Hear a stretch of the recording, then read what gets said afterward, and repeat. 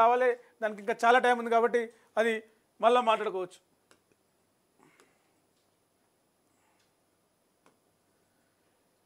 మూడు ఎకరాల వరకు రైతు భరోసా 9,56,000 మంది రైతు ఖాతాలలో గవర్నమెంట్ రైతు భరోసా వేసింది. ఫస్ట్ దశలో ఎకరం లోపు ఉన్న వాళ్ళకి, రెండో దశలో 2 ఎకరాల లోపు ఉన్న వాళ్ళకి వేసింది. ఇప్పుడు మూడో దశలో దాదాపు 9.5 లక్షల మంది అంటే 10 లక్షల మంది రైతు ఖాతాల్లోకి భరోసా డబ్బులు వేసింది. మొత్తం ఇప్పటి వరకు మొదటి దశ ఎకరం లోపు, 2 ఎకరాల లోపు, 3 ఎకరాల లోపు మొత్తం కలిపి 44.82 లక్షల మంది అంటే 44,82,000 మందికి రైతులకి రైతు భరోసా పడ్డది అకౌంట్లలో. 3,487 కోట్లు ప్రభుత్వం ఈ రైతు భరోసాకి వెచ్చిచ్చిందని చెప్పొచ్చు. మొత్తం రాష్ట్రంలో 3 ఎకరాల భూమి ఉన్న రైతులకు రైతు ప్రభుత్వం భరోసా నిధులు మంజూరు చేసింది. బుధవారం 1,230.98 కోట్లు రైతు అకౌంట్లో వేసింది. ఇప్పటివరకు మొత్తం 48,82,000 మంది రైతులకు 3,482.82 కోట్ల రైతు భరోసా నిధులు అందాయి.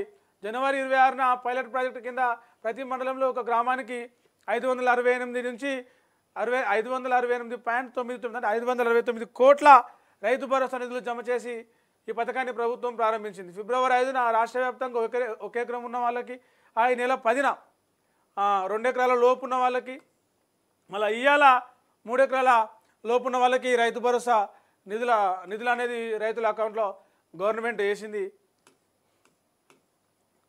ఇది దీనికి సంబంధించి ఇక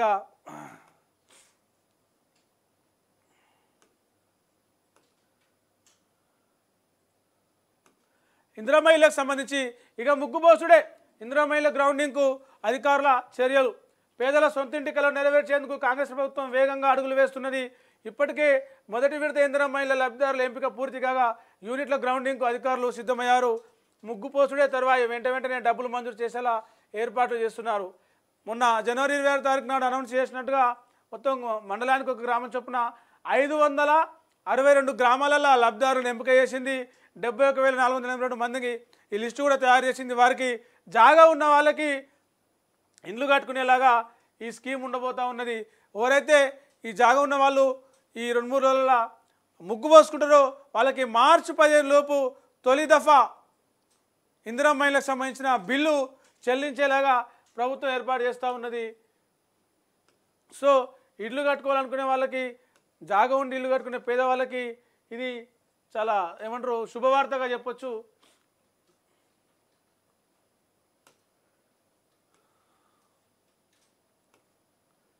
రీసర్వే దుర్మార్గం, తప్పుల తడకగా కులగణన, ఇకరైనా చేసిన తప్పిదాలను సరిదిద్దుకోవాలని చెప్పేసి కులగణన రీసర్వే మీద బండి సంజయ్ చేసిన కామెంట్ చూడొచ్చు మనం.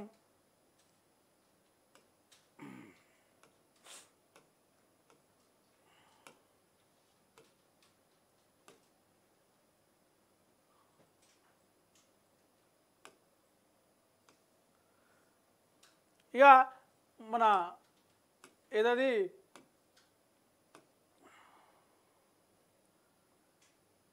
శివాలయంలో టప్పచబుత్ర శివాలయంలో